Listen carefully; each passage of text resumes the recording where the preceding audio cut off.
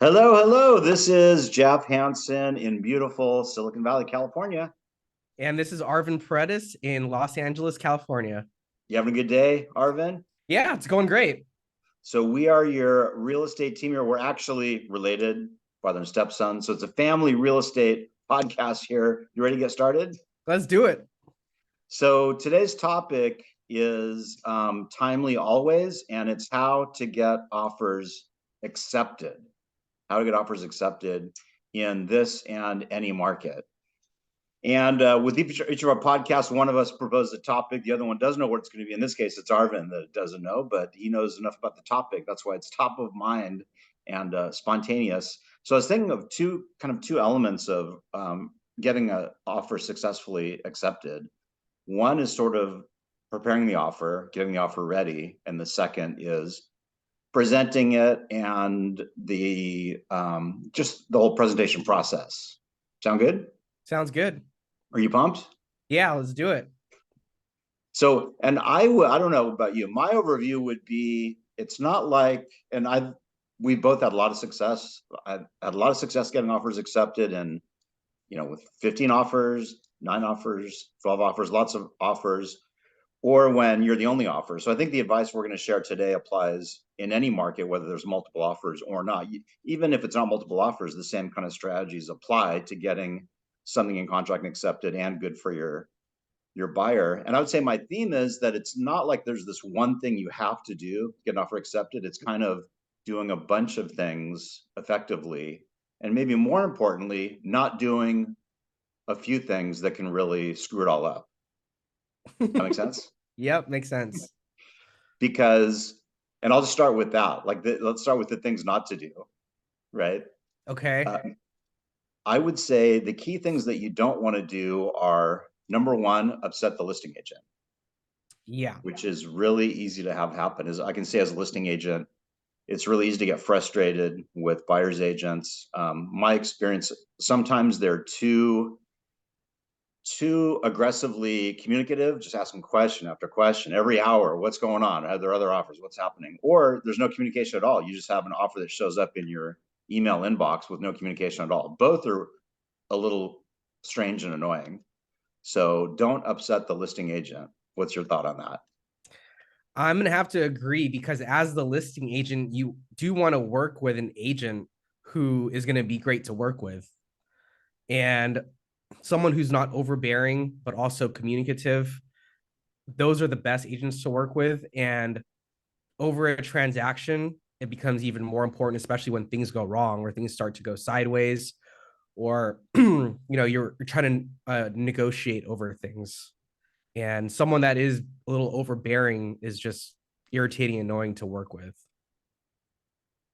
Happens all the time too. Very easy to happen. I mean, you could say just don't be annoying, but what that means is don't over communicate. Now, on behalf of your buyer, you want to talk to the listing agent and get some information, background about the property, what the offer status is, what's important to that's an important question. What's important to the seller? You don't assume anything. Is there anything else? And ask, is there anything else that would be anything else that they would like? Maybe it's a rent back. Maybe they want to keep the chandelier, whatever it is. Find out what's important to the seller, what their key motivation is. Even ask the listing agent what's important to you as the listing agent. Like if we are going to write an offer up, what's important to you? And then whatever they say, just do that. Like, no, I want it submitted through HomeLight or email, or I only want it this way, or I don't want to see this or that, right? Yep. And then if you do what they asked you not to do, that's another way to annoy the agent and lose confidence, which is not good. Yeah, I mean, if the seller is saying that they would like a 30-day rent back and the buyer has they don't even mention it or anything like that in their offer, then you're just not going to be on the same page as if another realtor comes in with an offer where it does offer some kind of a rent back. Obviously, they're paying attention and are trying to work with the seller in a positive way. Totally. Another way you can really upset the listing agent is just not following directions. So either they have directions in the MLS, in their disclosure package, where both of our areas, it's common to get some disclosures and reports up front. Um, so whatever their process is, they want you to follow, just follow that. Don't get creative and try something different. Offers are due on a certain time, do that, right? Don't try and do something out of left field, right? That's the way to annoy a listing agent is not following directions. I can tell you from experience, right? Totally. Yeah. And the other another thing that popped up in my mind is when an agent is trying to make the listing agent commit to them by saying, "Hey, if I write this, will you accept it?" You know, like they're trying to make you promise that they're gonna, be in the right position. Totally. This falls under don't piss off the listing agent. Yeah, I've had a number of listing agents like, so you'll can you promise me you'll give us a counter offer? Yeah. And I'd say, of course I cannot promise that. You write the best offer or a great offer, but I can't promise anything like that. Oh, trying to like tie you down to something that is unreasonable. I understand why you as a buyer's agent want to do that, or why we as buyer's agents want to do something, but you don't want to. It's not your position to put pressure on the listing agent, even if you're the only offer. It doesn't not helpful to try and dictate things. You know what I mean? Yeah, how you conduct yourself as a buyer's agent when you're putting together an offer, everything matters because there's a chance that you might work with this listing agent or try to submit an offer on their another listing of theirs later on in the future. Mm-hmm. And agents remember how other agents treated them or how they were during a transaction. Great point. If you don't get this one, yeah, and if you don't get it, if there are multiple offers and you don't get it, be respectful and appreciative, because also that deal might fall through. I've had a number of deals in my career where they come back to you and say, "Hey, we got in a contract and the buyer backed out for some reason, couldn't get financing, whatever." I had a listing last year where the agent cried and said, "I didn't even eat lunch today because I worked so hard on this. I can't believe you didn't accept our offer." So that's not what to do. No crying in real estate. No crying in real estate. That is no, she didn't upset me. I was just shocked and it was pretty unprofessional. Then she apologized, but we had not taken their offer, obviously. Other mistakes to make, other mistakes, I have a couple, but other mistakes you can think of that buyers agents make in preparing the offer. In preparing the offer, a couple of the I guess this goes along with not following directions. There's like a couple different formats of offers, like different contracts, right? So if you're used to using, like for us it's the California residential, purchase agreement, right? And if they're using something completely different, then I'm not used to seeing like whatever the peninsula contract is, then it just makes things weird for me because now I have to think what's normal, what isn't normal for that particular contract. And that's a segue. You had a story on a listing that you were handling where the guy wrote the contract on, what was it? What was that? It was something that wasn't even anything that realtors use. It was just some kind of contract from the 1980s. I'd never heard of it. Yeah, And he was convinced that it was normal, right? yeah, he was. Now there are areas like where I am. Most things are CAR up the peninsula, meaning up towards San Francisco. There's a PRDS, Peninsula Regional Data Source. Common that agents in that area might ask for that, but they would put that in the MLS typically. Please submit on PRDS. So you want to do that and learn about the contract if you don't know. But yeah, you don't want to use any weird forms. Also, a really clean offer. No, just double and triple check it. No weird requests. No, everything's complete. Check it 2 or 3 times. Make sure you didn't miss a box. You have a normal, and be a little bit aggressive too. Like for a while, it was like in California, it defaults to 3 days to put a deposit in. And started becoming more common that people would do one day. So when I wrote offers, I would put in one day. I mean, you have to get the deposit anyway. And listing agents, that's something they might counter. Like think of things you can take away for them to counter. Like, so there's nothing to say no to. Yeah. Yeah, and if it's a popular home, if there's a lot of people, there are going to be a lot of people making an offer. Don't come in with a lowball offer. I mean, because then, Well, yeah, I want to. Okay, let's get to that in a second. First off, yeah, just one other thing about just the agent, the connection with the agent. One strategy I would highly recommend is meeting the other agent in person. So go to the open house. It's not always them there, but a lots of times they are. I've gone out of my way, especially in multiple offer situations. But I would do the same thing even if it wasn't multiple offers. Meet the agent in person, just to make a human connection, so they know that you're normal, you're not a weirdo, you're professional. and ask questions about what's important to them, all those things in person.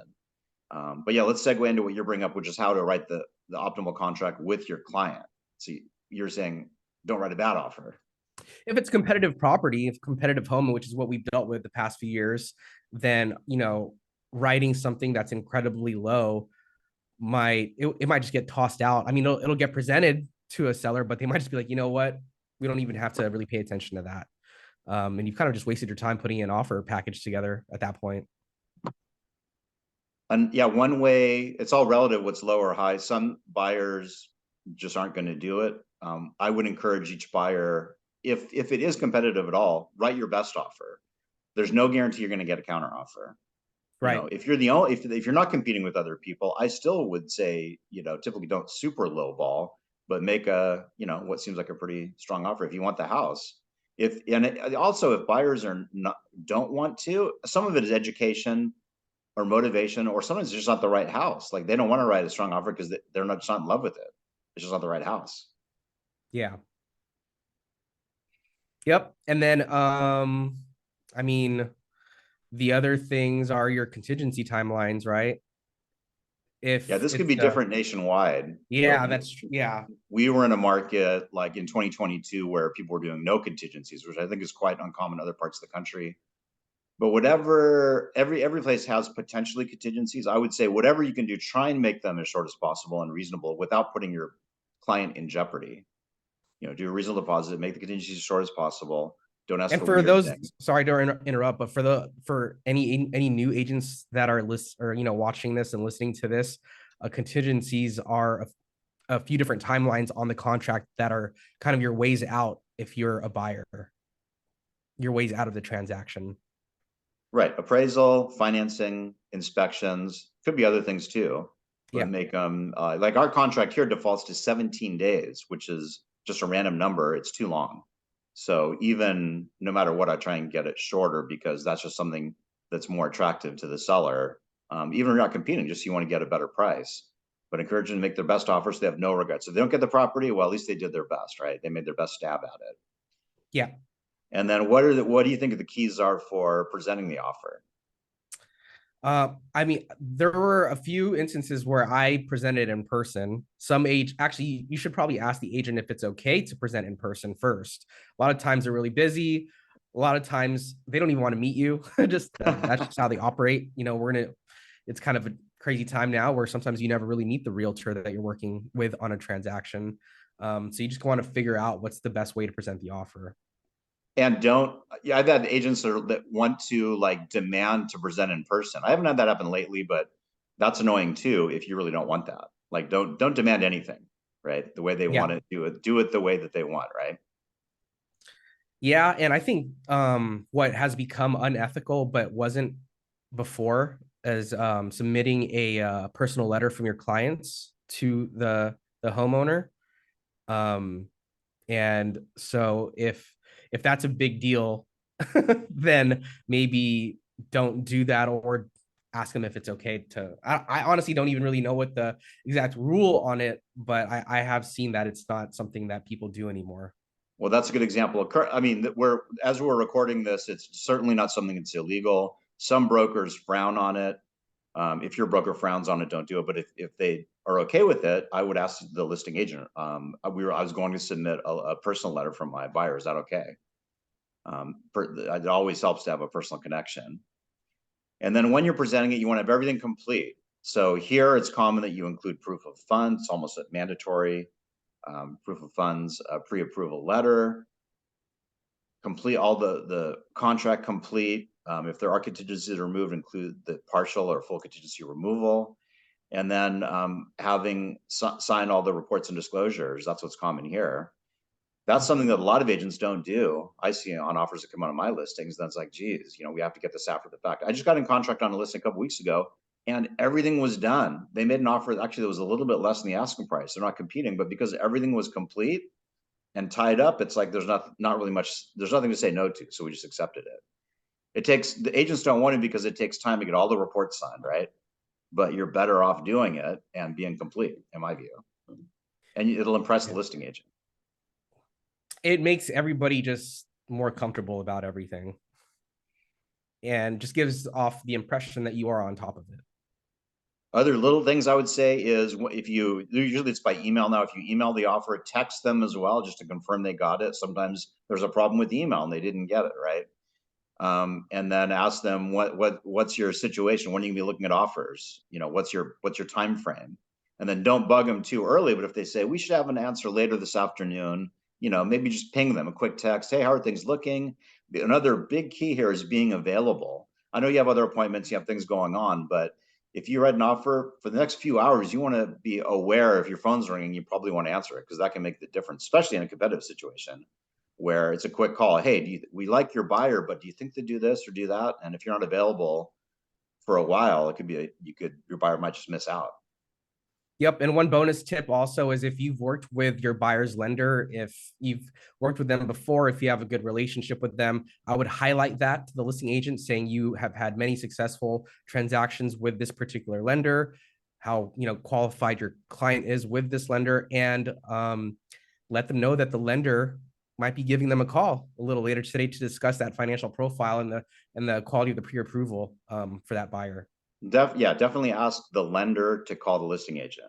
Yeah. Makes a big difference. And it's rare. If you get 10 offers, it might be one lender that calls. And you feel much more confident with someone that is proactive about that. Any other tips you can think of as we wrap up here, Arvin? Just What's your pro tip? Any other pro my tip? pro tip is, try to just go above and beyond, but in a tasteful way when you're helping your buyer. Yep, and prepare your buyer that's just unknown. I mean, a lot of buyers ask also, like, what do we need to do to get it? It's hard to say. I can't guarantee. Here's our best guess. We'll make our best stab at it. And but you don't want them you can't guarantee they're going to get something or not, but you make your best effort and go from there. And same with listing agent too. You make your best guess stab at it, right? That's right. Well, happy offer writing. Looking forward to hearing stories of your success, and we'll catch up with you soon. Any last thoughts, Arvin? Good luck out there and do your thing. Just do your thing. Have a good one, everybody. Bye. Bye for now.